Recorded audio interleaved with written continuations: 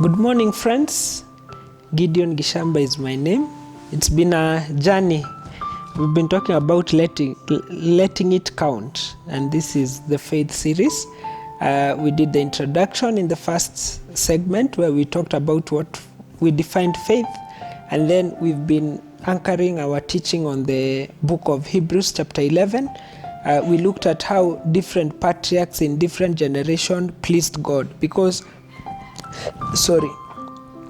we learned in the scripture of chapter 6, verse 6 of Hebrews 11 that it is impossible to please God without faith. And my heart has always been inclined towards pleasing God, doing that which is acceptable to Him.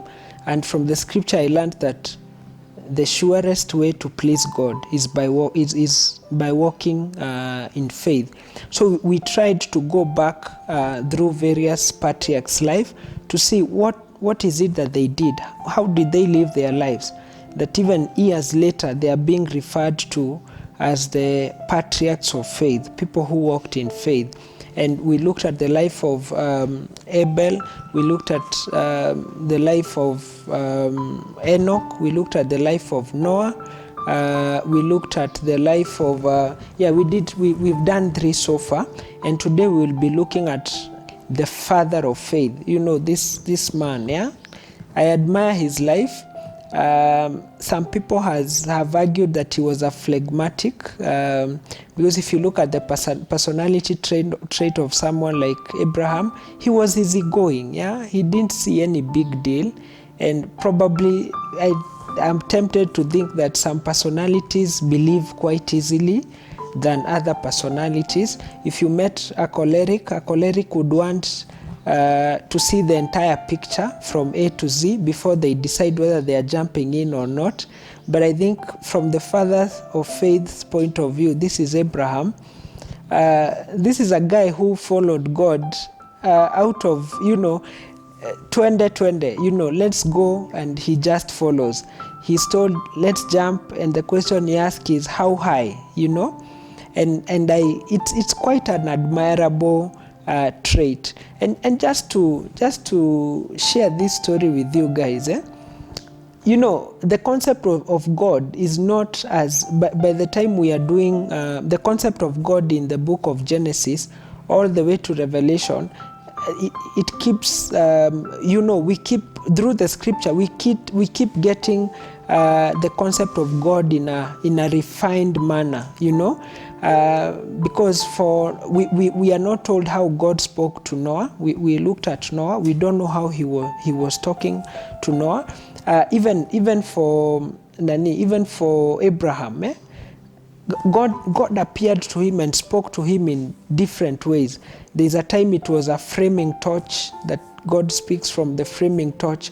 In some other instance, he comes in form of angels who are just normal strangers, and they have a conversation, and it turns out that God had actually sent these angels. We don't know whether it was God's voice appearing from the heavens and zooming in on him and giving him instruction. That by the time we are getting to Revelation, way later, when we see a full picture of how heaven looks like, the 4 living creatures, these guys with 6 wings, by the time you are starting in Genesis, those things are not so clear, It's until Isaiah where we see, when Isaiah says, the day King Uzziah died, I saw the Lord. This is Isaiah chapter 6.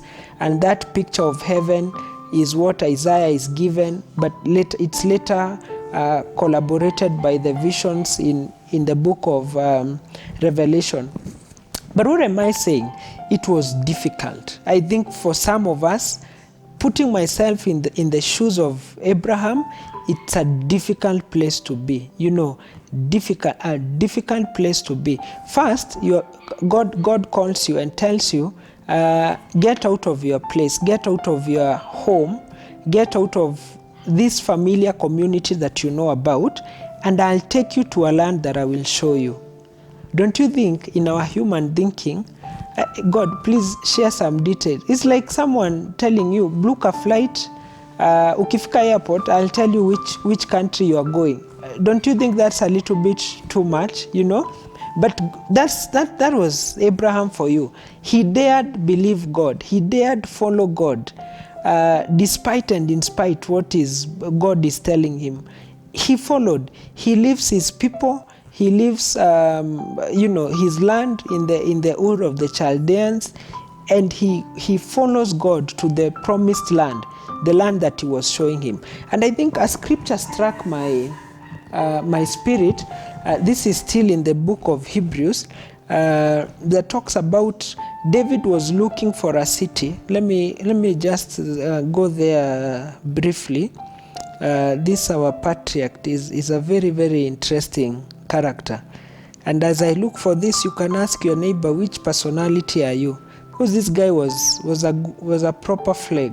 Flags, you are told, come, I'll show you now, and you just go. You're not asking many questions. Verse 8 of Hebrews chapter 11. By faith, Abraham obeyed when he was called out to go out to a place that he was going to receive an inheritance. And he went out not knowing where he was going.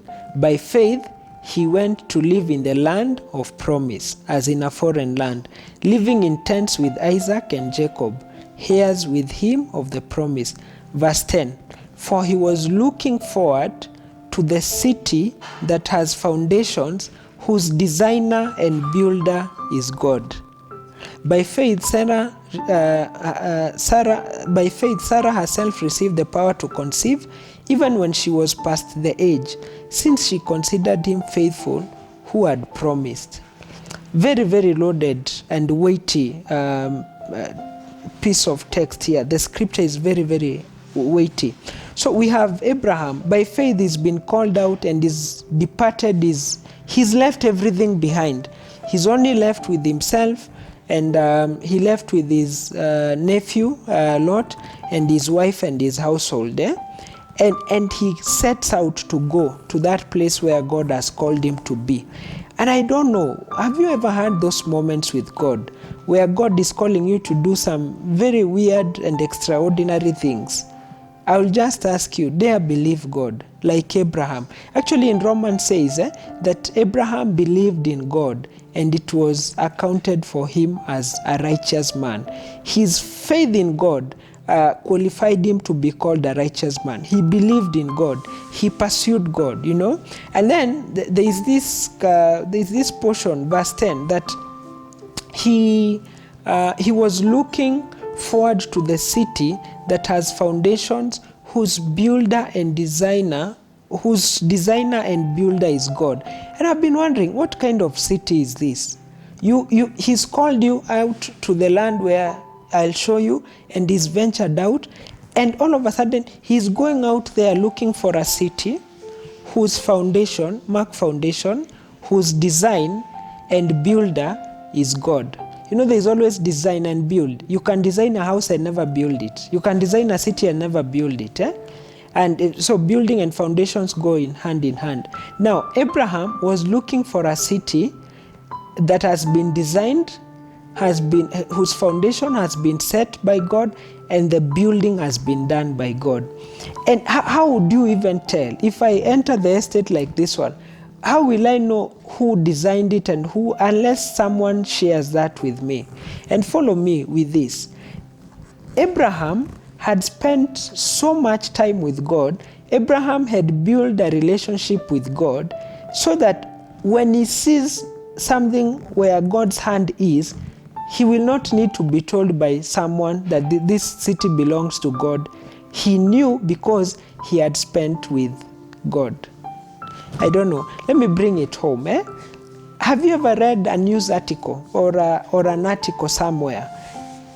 Do you know how people have a way of writing articles?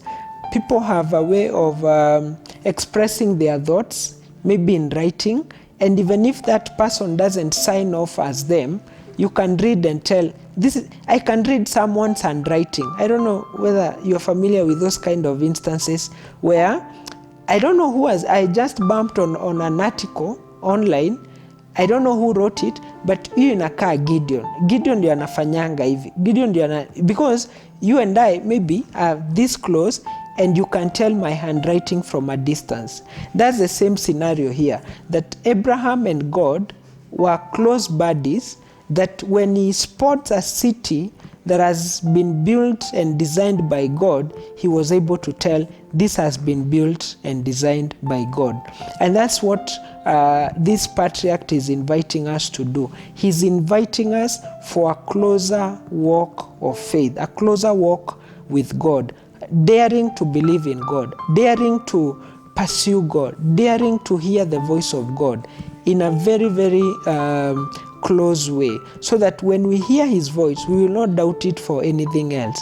When we hear his voice, we will know that surely this is God's voice at work. We will know that this is actually God. This is God's idea. This is God's guidance. This is God's leading. I believe that's why he didn't have a lot of problem when God asked him to sacrifice his son, because he knew for sure that this is God asking me. Now, if it's God who gave me the son, he has a way out of it. I'm not there yet, but I pray that someday God will help me as I allow my faith grow and count, that I will dare believe in God, even for the impossible. And that's the invitation for all of us here, that can we dare believe God? Can we dare believe in God for the impossible and for a closer walk of faith with him? Thank you so much. God bless you. Thank you for your time. Thank you for following us through.